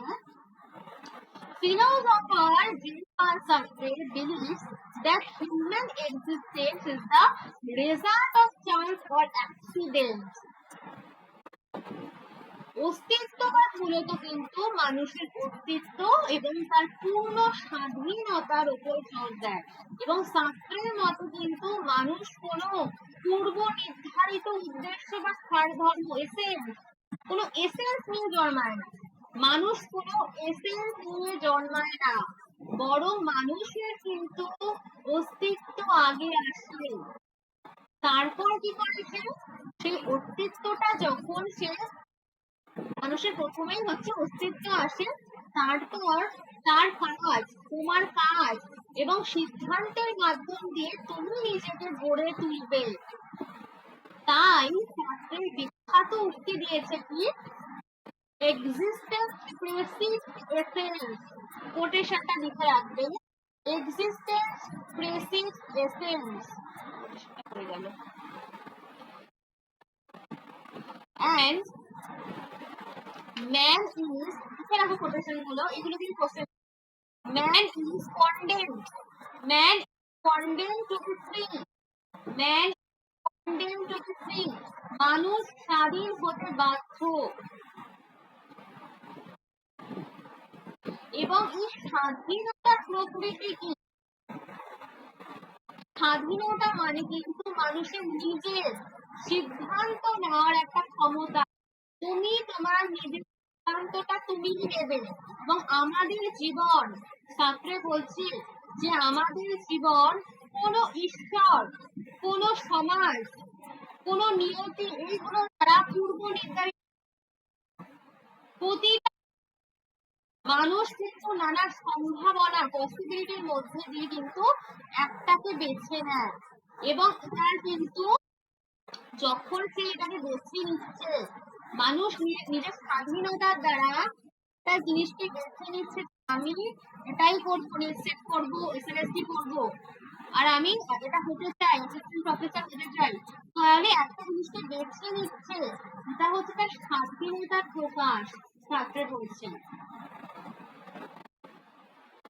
এবং এই স্বাধীনতা শুধুমাত্র কিন্তু দেখো দিয়েছে কি সেই freedom is an act of choice and humans are free to make choice. লিখে নে। and তিনি কি বলছেন যে আমি যে স্বাধীনতা, এই স্বাধীনতা শুধু একটা সুবিধা নয়, এটা কি তোমার একটা দায়িত্ব হচ্ছে সবকিছুর প্রতি। তাহলে আমি যদি একটা কাজ করি, সেটা হচ্ছে আমার নিজের সিদ্ধান্ত, কারোর দ্বারা চাপানো নয়, আমাকে চাপিয়ে দিচ্ছে, এটা হচ্ছে ব্যাড ফেথ হয়ে যাবে। তাহলে আমার সিদ্ধান্তের জন্য সিদ্ধান্ত নিই, সেই ভুল সিদ্ধান্তের জন্য আমাকে নিতে হবে, এবং তাই স্বাধীনতা মানে দায়ভার বহন। Therefore, the responsibility of building one's future is in one's hands. But the future is uncertain and so has no escape from anxiety and fear. এখান থেকে কিন্তু এই ধরনের প্রশ্ন আসে, এবং শাস্ত্রে বলেছেন যে আমরা শুধু নিজের জন্য নয়, শুধু নিজের জন্য নয়, অন্যদের জন্য কিন্তু দায়ী, কারণ আমাদের সিদ্ধান্ত অন্যদের ওপরও প্রভাব ফেলে। আমরা নেব সেটা কিন্তু অন্যদের উপরও কিন্তু প্রভাব ফেলছে।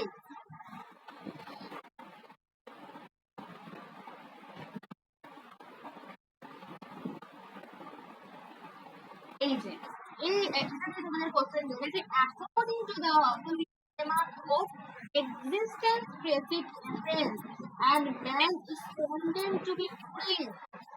ভেরি ভেরি ইম্পর্টেন্ট কোশ্চেন দিয়েছি এই জায়গাটা। এরপরে কি বলছে দেখো, according to him the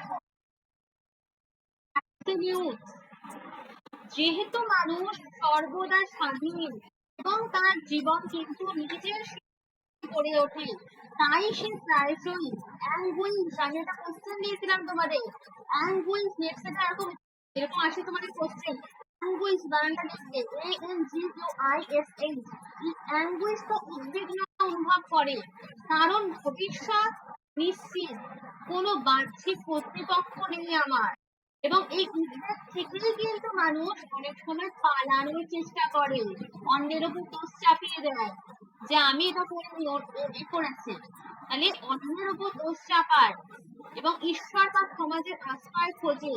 ছাত্রী কি বলেছেন কি ব্যাড ফেইথ বা খারাপ বিশ্বাস, মন্দ বিশ্বাস, লিখে নেবে ব্যাড ফেইথ। আমি তোমাদের কোশ্চেন দিয়েছিলাম, এবার কিন্তু এই ব্যাড ফেইথ থেকে ভেরি ভেরি আগের বছর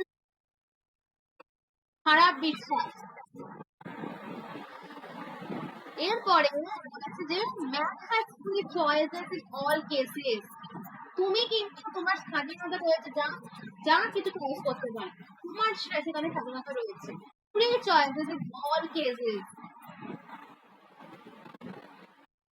and man always finds himself in certain situations and every situation. There are many possibilities and he is compelled to choose one of those possibilities. It is one the man to accept a particular influence or rigid command or order from superior. The choice is made by man himself. ছাত্রী বলেছেন, ছাত্রী স্বীকার করেন যে স্বাধীনতা কিন্তু freedom, এটা কিন্তু অসীম নয়, কিন্তু যে জিনিস, সেই জিনিসগুলো নিয়ন্ত্রণে থাকে না। যেমন তুমি কার পরিবারে জন্ম নেবে, তুমি কার পরিবারে জন্ম নেবে, কি আমাদের বাবা মা হবে, কোথায় জন্মাবে, এগুলোকে তিনি বলেন কি প্র্যাকটিসিটি। প্র্যাকটিসিটি মানে কোশ্চেন দেয় APCTICITY, কিছু জিনিস করার পেছনে আমাদের নিয়ন্ত্রণ নেই, কিন্তু এই সীমার মধ্যেও মানুষ কিন্তু স্বাধীন, কারণ সে কিভাবে প্রতিক্রিয়া করবে সেটা সম্পূর্ণ তার নিজের একটা সিদ্ধান্ত। কেউ গরিব পরিবারে জন্ম নিলে সেটা কিন্তু তার প্র্যাকটিসিটি, তার সেটা দায়িত্ব না, সে জানে না সে কোন পরিবারে জন্ম নেবে, তার প্র্যাকটিসিটি, কিন্তু সে এটাকে অজুহাত বানাতে পারে, আবার এটাকে প্রেরণা বানিয়ে কিন্তু বড় হতে পারে।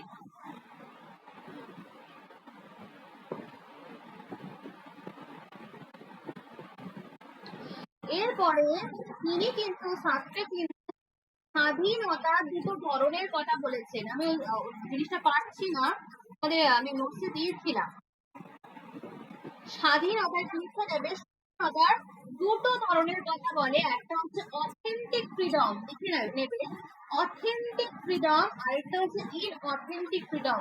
ছাত্রের স্বাধীনতাকে দুই ধরনের বলেছেন, একটা হচ্ছে অথেন্টিক ফ্রিডম, আরেকটা হচ্ছে ইনঅথেন্টিক ফ্রিডম। অথেন্টিক ফ্রিডম কি লিখবে, অথেন্টিক ফ্রিডম কি, যেখানে মানুষের নিজের স্বাধীনতা স্বীকার করে নেয় বা দায়িত্ব নেয়, যেখানে মানুষ নিজের স্বাধীনতাকে স্বীকার করে দায়িত্ব নেয় এবং সত্যিকারের সিদ্ধান্ত নেয়, সে জানে তার জীবনটা তার নিজের হাতে রয়েছে, সে নিজের স্বাধীনতাটা মানে কিভাবে স্বীকার করবে, সে নিজে কিভাবে দায়িত্বটাকে নেবে, সত্যিকার একটা সিদ্ধান্ত নেবে, সেটা তার নিজের ওপর, অথেন্টিক ফ্রিডম। এই জন্য এটাকে বলা হচ্ছে কি অথেন্টিক ফ্রিডম বা প্রকৃত স্বাধীনতা। বোঝা গেছে? বোঝা যাচ্ছে সবার? ভেরি ভেরি ইম্পর্টেন্ট, আমাদের কোশ্চেন এগুলো থেকে। Authentic freedom. আরেকটা হচ্ছে ইনঅথেন্টিক ফ্রিডম, অপ্রকৃত স্বাধীনতা। লিখে নেবে কিন্তু, আমাকে এখনই বলবে, না লিখতে।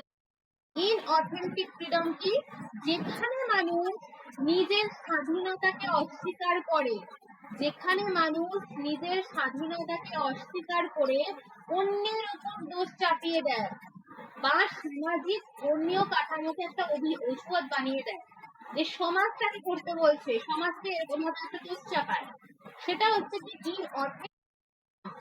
এই ইনঅথেন্টিক ফ্রিডমকে তোমাদের নেক্সট থেকে কোশ্চেন এসেছিল একবার, যে ইনঅথেন্টিক ফ্রিডমকে ছাত্রে কি বলেন? Bad faith. ইনঅথেন্টিক ফ্রিডমকে ছাত্রে বলেন ব্যাড ফেইথ। কেন এখানে করা হচ্ছে? অন্যের উপর দোষ চাপানো হচ্ছে, মানুষ নিজের স্বাধীনতাকে পুরোপুরিভাবে অস্বীকার করছে, মানুষ নিজের স্বাধীনতাকে পুরোপুরিভাবে অস্বীকার করে অন্যের উপর দোষ চাপিয়ে দিচ্ছে। এই জন্য এটাকে কি বলা হয়? ইনঅথেন্টিক ফ্রিডম লেখা গেছে, এবং এটাকে ব্যাড ফেইথও বলা হয়।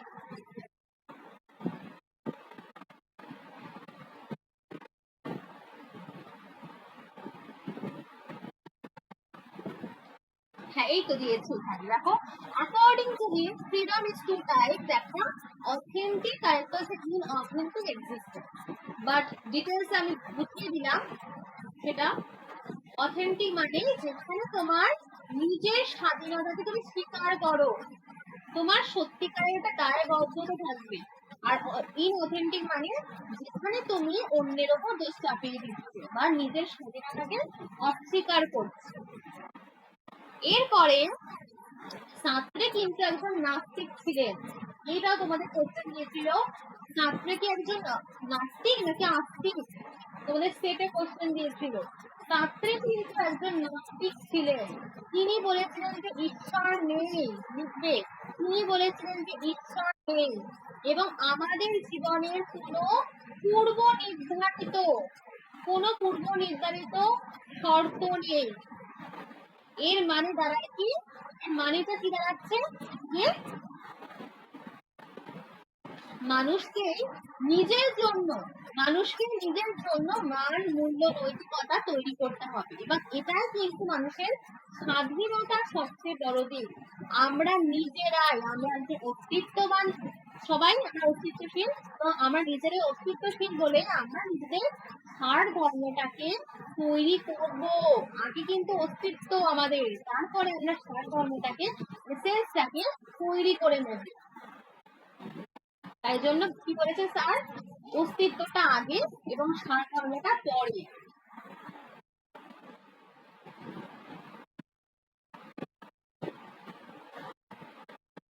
ছাত্রে কিন্তু এই স্বাধীনতাকে একটা গুণ হিসেবে দেখেনি, তিনি বলেছেন যে এই স্বাধীনতা মানুষের যে অস্তিত্ব, সেই স্বাধীনতা হচ্ছে মানুষের অস্তিত্বের একটা অবিচ্ছেদ্য অঙ্গ, এবং মানুষ চাইলেই কিন্তু এটাকে এড়াতে পারে না, এবং মানুষ কিন্তু জন্ম থেকেই স্বাধীন, এবং এই স্বাধীনতার বোঝা নিয়েই তাকে কিন্তু নিজের জীবনটাকে তৈরি করে নিতে হবে। এরপরে তোমরা বলবে যে কনসেপ্ট ক্লিয়ার হয়েছে নাকি স্বাধীনতা থেকে। যদি কনসেপ্ট ক্লিয়ার না হয় আমি আরেকবার বুঝিয়ে দেবো, যেখানে প্রবলেম সেখানে আমাকে বলবে। বলো, ছাত্রের স্বাধীনতার কনসেপ্ট ক্লিয়ার হয়েছে নাকি বলবে তোমরা, আর যেখানে বুঝতে পারোনি আমাকে বলবে, আমি এখন তোমাদের কনসেপ্ট ক্লিয়ার করে দেবো। বলো, একদম তোমরা কিন্তু কেউ লজ্জা পেয়ে বলবে না আমি বুঝতে পারছি, এরকম বলবে না। বলো, সবাই বলো, যেখানে বুঝতে পারোনি বলো, তারপরে টপিকে আমি যাবো। তখন বলো তোমরা বুঝতে পেরেছো নাকি? কারণ অনেক কিছু আছে এখান থেকে তোমাদের, অনেক মানে অ্যাজারশন, রিজনিং জাতীয় কোশ্চেন, এখন তো অনেক ধরনের কোশ্চেন দিচ্ছে, তো না বুঝতে না অ্যান্সার দিতে পারবে না, আর নেটের কোশ্চেন আরো বেশি অ্যান্সার চায়। বলো তোমরা, ছাত্রের স্বাধীনতা কনসেপ্ট হয়েছে সবার?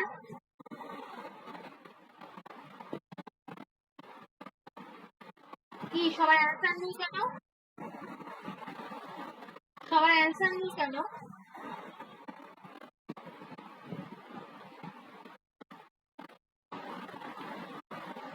সে কি, কেউ আছে তো প্রেজেন্ট সবাই? আচ্ছা, আর একবার বলবো। হ্যাঁ, আমি একটুখানি শর্ট করেই বলছি সমাপ্তি। শাস্ত্রে কিন্তু বলেছেন যে মানুষ স্বাধীন, তাই প্রতিটা সিদ্ধান্তের দায় তার কিন্তু নিজের নিতে হবে। এবং স্বাধীনতার সঙ্গে কিন্তু তার আসবে হচ্ছে responsibility. Freedom comes with responsibility. তোমার মধ্যে স্বাধীনতা রয়েছে, সেই জন্য তোমাকে কিন্তু একজন দায়িত্ব হতে হবে। তুমি একজন, তোমার জন্ম হয়েছে কিসের জন্য? বিভিন্ন ধরনের রেসপন্সিবিলিটি, এইগুলোকে কিন্তু পূরণ করার জন্য। আর ম্যান কিন্তু man is and is also responsible for choice. তুমি তোমার নিজের চয়েস অনুযায়ী কিন্তু তুমি কাজগুলোকে করতে পারবে। এবং জীবনে কিছু সীমাবদ্ধতা বা প্র্যাকটিসিটি রয়েছে। এই প্র্যাকটিসিটি মানে হচ্ছে সীমাবদ্ধতা। মানুষের জীবনে কিন্তু কিছু সীমাবদ্ধতা আছে, কিন্তু তার ভেতরেও কিন্তু মানুষ স্বাধীন। মানুষ হচ্ছে, মানুষের মধ্যে ফ্রিডম রয়েছে কোনো কাজ করার পেছনে। এবং প্রকৃত স্বাধীনতা হলো কোনো কিছুর যখন তুমি একটা দায়িত্ব নিচ্ছ, অথেন্টিক এক্সিস্টেন্স। স্বাধীনতাকে তার দুটো ভাগে ভাগ করেছেন, একটা অথেন্টিক এক্সিস্টেন্স, আরেকটা ইনঅথেন্টিক এক্সিস্টেন্স। প্রকৃত স্বাধীনতা হচ্ছে অথেন্টিক এক্সিস্টেন্স, মানে কি প্রকৃত স্বাধীনতা হলো হচ্ছে তুমি কোনো কিছু দায়িত্বটা নিচ্ছ, হচ্ছে একটা রেসপন্সিবিলিটি নিচ্ছ, কারোর একটা রেসপন্সিবিলিটি নিচ্ছ, দায়িত্ব পালন করছো, সেটা হচ্ছে অথেন্টিক এক্সিস্টেন্স। আর ইনঅথেন্টিক এক্সিস্টেন্স, তুমি যখন কোনো অজুহাত দিচ্ছ, পালিয়ে যাচ্ছ, তুমি কাজ থেকে কাজ না করে তুমি পালিয়ে যাচ্ছ বা অজুহাত দিচ্ছ, সমাজের অজুহাত দিচ্ছ, এর অজুহাত দিচ্ছ, that is called bad faith বা ইনঅথেন্টিক এক্সিস্টেন্স। এবং মানুষ কিন্তু নিজের জীবনে একটা ফ্রিডম রয়েছে, এবং সেই ফ্রিডমটা আছে বলে কিন্তু তুমি তোমার নিজের চয়েস মতো একটা কাজ করতে পারবে। এটাই হচ্ছে শাস্ত্রের দর্শনে কি ফ্রিডম। বোঝা গেছে?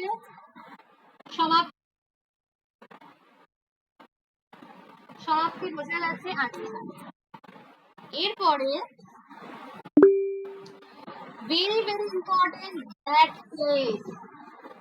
ভালো করে আমি আস্তে আস্তে, হ্যাঁ তুমি কিছু বলছো কি? হাসছে?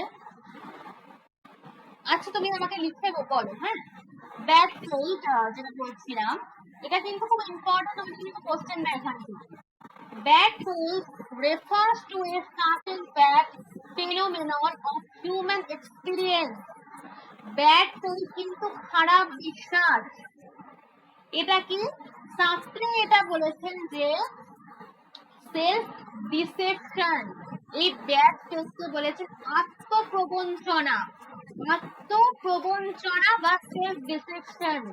তিনি বলেন যে মানুষ স্বাধীন হলেও, আমরা হলেও প্রায় নিজের স্বাধীনতার দায়িত্ব কিন্তু এড়াতে চাই। আমরা কিন্তু নিজের পছন্দ এবং স্বাধীনতার দায়িত্ব অন্য কোনো কিছুর উপর চাপিয়ে দিই। এবং শাস্ত্রে কিন্তু খারাপ বিশ্বাস, এই ব্যাড ফেইথকে বোঝানোর জন্য কিন্তু মিথ্যার সঙ্গে তুলনা করেছেন। মিথ্যা, এই ব্যাড ফেইথকে বোঝানোর জন্য তিনি কিন্তু মিথ্যার সঙ্গে তুলনা করেছেন। দেখো দিয়েছে, in lie we find three elements. First, one must believe something to be true. Second, one must express to another the opposite of what is believed. মিথ্যার লাইয়ে কিন্তু তিনটে ভাগ থাকে। একজন মানুষ নিজে সত্য জানে, সে অন্য কাউকে উল্টো কথাটা বলে এবং অন্যজন সেই কথাটাকে বিশ্বাসও করে যায়। কিন্তু খারাপ বিশ্বাস, এই ব্যাড ফেইথ কিন্তু মিথ্যার মতো না। এখানে মানুষ কিন্তু নিজেকে মিথ্যা বলে এবং সে কিন্তু একই সঙ্গে জানে এবং বিশ্বাস করে যে সে যা করছে সেটা তার নিজের দায়িত্ব নয়। এবং এই আত্মপ্রবঞ্চনা, আমি নিজে প্রবঞ্চনা করছি, এটাই হচ্ছে খারাপ বিশ্বাস। Any escape from responsibility is bad faith. তুমি নিজের দায়িত্ব পালাচ্ছ, তোমাকে একটা দায়িত্ব দিয়েছে করতে, তুমি সেটা স্কিপ করে পালিয়ে যাচ্ছ। বলো, দুটো পয়েন্টস বোঝা গেছে না? Very very important. First and second point বোঝা গেছে? সবার বোঝা গেছে?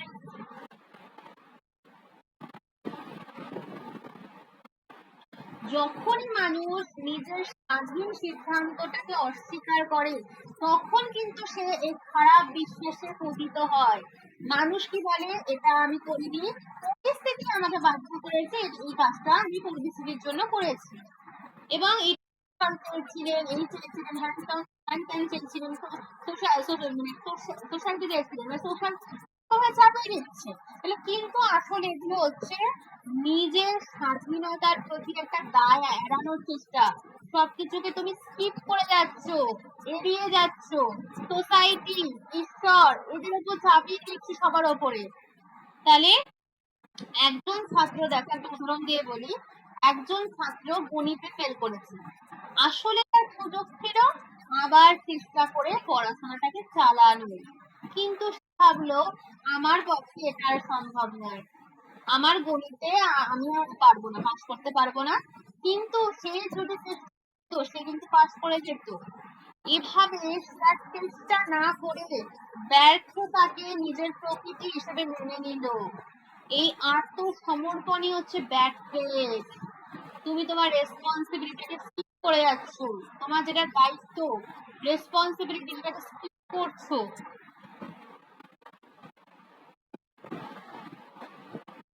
And people try to make other things responsible, like circumstances, God fate situation, যেটা বললাম আমি, এদের উপর চাপিয়ে দিচ্ছে, God fate সিচুয়েশনের উপর চাপিয়ে দিচ্ছে। এই সিচুয়েশন ছিল বলে আমি আজকে এরকম হলো, মানে তোমার দায়িত্বটি তুমি একদম স্কিপ করে যাচ্ছ। A person is in inauthentic existence, Sartre calls it bad faith, যেটা বলেছিলাম আমি, inauthentic existence। এই ইনঅথেন্টিক এক্সিস্টেন্স, অন্যের ওপর তুমি কোনো কিছু চাপিয়ে দিচ্ছ, এটা কি অথেন্টিক? এটা কিন্তু খারাপ কাজ। তুমি নিজের কাজটা না করে তুমি সেই কাজটা অন্যের ওপর করছো, বা অন্যের ওপর দোষারোপ করছো যে এটা আমি করিনি, তুমি করেছো, অনেক সময় থাকে। এটা কিন্তু ব্যাড ফেথ। তাহলে খারাপ বিশ্বাস মানে হচ্ছে, এবং সার্ত্রে বলেছিলেন যে খারাপ বিশ্বাসের দুটো প্রধান রূপ রয়েছে। এই খারাপ বিশ্বাসের দুটো প্রধান রূপ রয়েছে। মানুষ নিজের স্বাধীনতাকে অস্বীকার করে, শুধু একটা নির্দিষ্ট নিজেকে একটা সীমাবদ্ধ করে ফেলে। যেমন একজন ওয়েটার যদি মনে করে তার অস্তিত্ব কেবল ওয়েটার হওয়ার মধ্যে সীমাবদ্ধ, তবে কিন্তু সে নিজের মধ্যে যে অন্যান্য সম্ভাবনাগুলো রয়েছে, সেই ওয়েটার কিন্তু আজকে ভালোভাবে পড়াশোনা করলে ইঞ্জিনিয়ারও হতে পারতো, বা আরো ভালো কিছু চাকরি করতে পারতো, কিন্তু সে তার সম্ভাবনাগুলোকে এড়িয়ে গেছিল। এবং নিজেকে বস্তু হিসেবে দেখা, treating oneself as a thing, এই জায়গাটাতে কিছু প্রশ্ন এসেছিল, treating oneself as a thing। তাহলে খারাপ বিশ্বাসের দু প্রকার ধরন রয়েছে। তা কি? প্লেইং এ রোল, লিখে নেবে, ইংলিশে লিখবে, বেঙ্গলি লিখবে না। প্লেইং এ রোল, আমি ইংলিশে পছন্দ করি, ইংলিশে লিখবে। Playing a role and treating oneself as a thing। এটা মানে কি? Treating oneself as a thing, নিজেকে একটা বস্তু হিসেবে দেখা। মানুষ নিজের দিকে তাকায় যেন সে একটা স্থির বস্তু, যার কোনো পরিবর্তন সম্ভব নয়। যেমন কেউ ভাবে আমি রাগী মানুষ, তাই আমি বদলাতে পারবো, আসলে সে নিজেকে একটা বস্তুর মতো বানিয়ে যাচ্ছে। তাহলে নিজেকে একটা বস্তুর মতো দেখছে, treating oneself as a thing। এই খারাপ বিশ্বাসের দুটো প্রধান দিক রয়েছে, একটা কি? প্লেইং এ রোল, তুমি একটা ওয়েটার হয়েছো, কিন্তু তোমার মধ্যে কিন্তু অনেক রকমের সম্ভাবনা ছিল, অনেক কিছু হওয়ার, তুমি সেগুলোর মধ্যে যাওনি। তাহলে এটা প্লেইং এ রোল আর treating oneself as a thing, তুমি নিজেকে বস্তু হিসেবে ভাবছো। এটা হচ্ছে কিন্তু খারাপ বিশ্বাসের দু প্রকারের ধরন। ওকে, এবং খারাপ বিশ্বাস মানে কি, নিজের সঙ্গে প্রতারণা করা। মানুষ ভাবে আমার কোনো বিকল্প নেই এবং আমাকে নিয়মটা মানতেই হবে, কিন্তু শাস্ত্রে কি বলেন, মানুষ সবসময় বিকল্প রাখে, বিকল্প না দেখাই হলো, বিকল্প না দেখাই হলো কিন্তু আত্মপ্রবঞ্চনা, self deception is nothing other than that phase, very very important line. খারাপ বিশ্বাস মানে কিন্তু নিজের সঙ্গে নিজের প্রতারণা করে চলা, সেলফ ডিসেপশন, আত্মপ্রবঞ্চনা।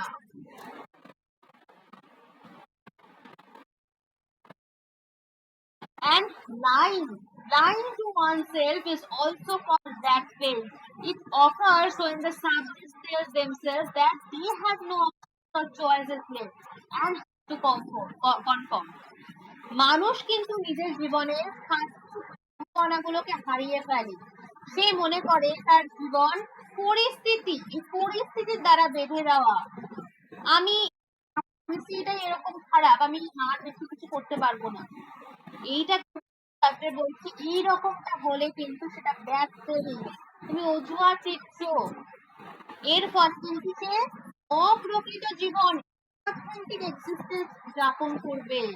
এবং শাস্ত্রের মতে কিন্তু যখনই মানুষ খারাপ বিশ্বাসে পড়ে যাচ্ছে, ব্যাড ফেসের আন্ডারে পড়ে যাচ্ছে, সে নিজে কিন্তু স্বাধীনতা রয়েছিল তার মধ্যে, প্রত্যেকটা মানুষের যে স্বাধীনতা রয়েছে, সেই স্বাধীনতা এবং দায়িত্বগুলোকে কিন্তু অস্বীকার করে ফেলে। তাহলে শাস্ত্রে কিন্তু নিজের স্বাধীনতাকে অস্বীকার করে এবং দায়িত্ব অন্য কিছুর উপরে চাপিয়ে দেওয়া, এটাই হচ্ছে শাস্ত্রের দর্শনের ব্যাড ফেল। এবং আত্মপ্রবঞ্চনার মাধ্যমে মানুষ ভাবে যে সে পরিস্থিতি, ভাগ্য, ঈশ্বর বা অন্য কারোর নিয়ন্ত্রণাধীন, অন্য কোনো কিছুর ওপর হচ্ছে নিয়ন্ত্রণ করে আছে, কিন্তু এটা আদৌ নয়। কিন্তু শাস্ত্রে বলে এগুলো হচ্ছে একটা ভ্রান্ত ধারণা। মানুষ সর্বদা স্বাধীন এবং নিজের সিদ্ধান্তের জন্য, তুমি যে সিদ্ধান্তটা নেবে সেটার জন্য সম্পূর্ণ তুমি দায়বদ্ধ রয়েছে।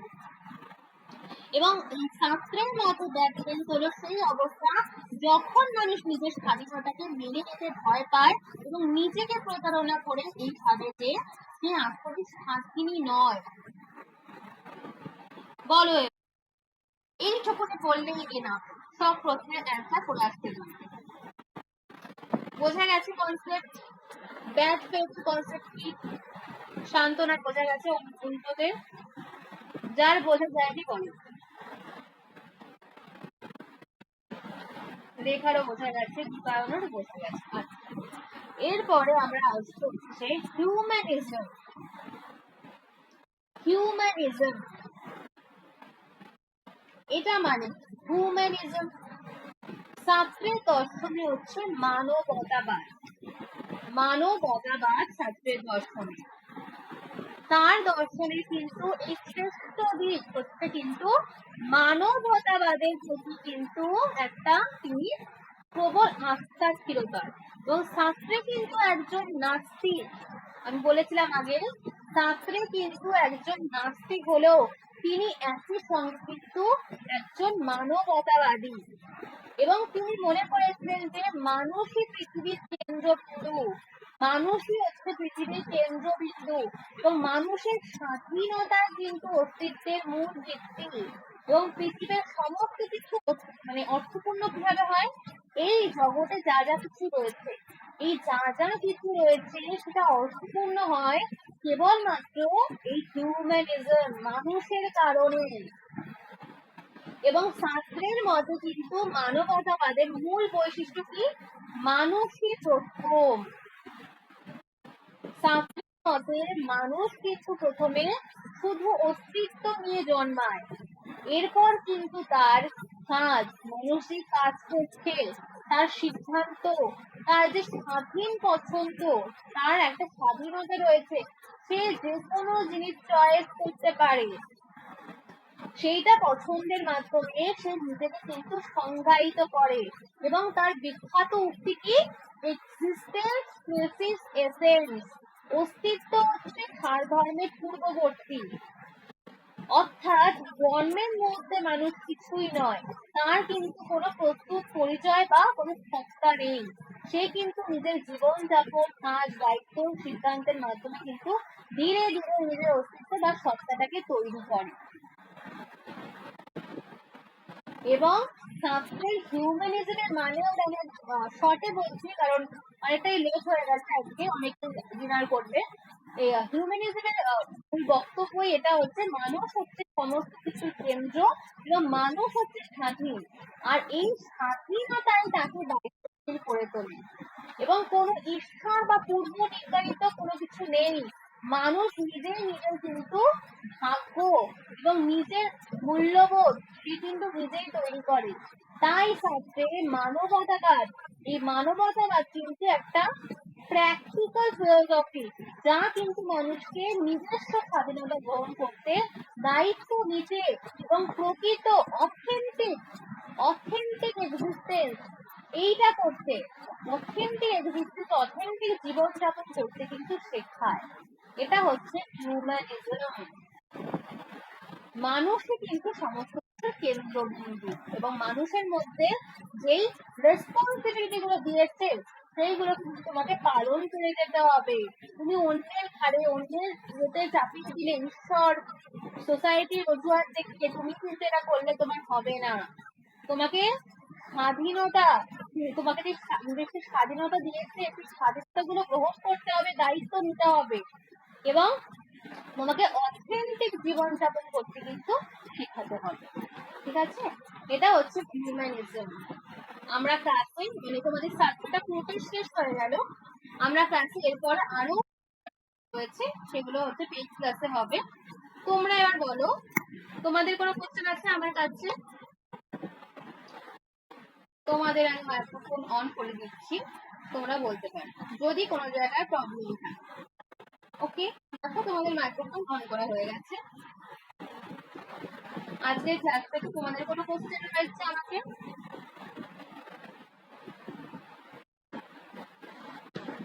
সবটা সবাই বুঝতে পেরেছো?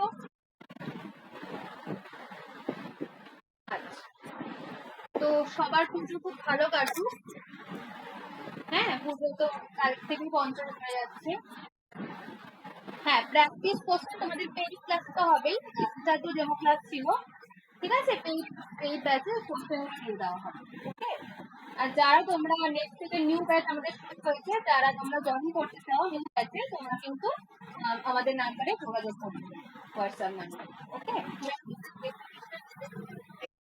হ্যাঁ হ্যাঁ হ্যাঁ, রেকর্ডিং দিয়ে দেওয়া হবে, তো রেকর্ডিং দিয়ে দেওয়া হবে।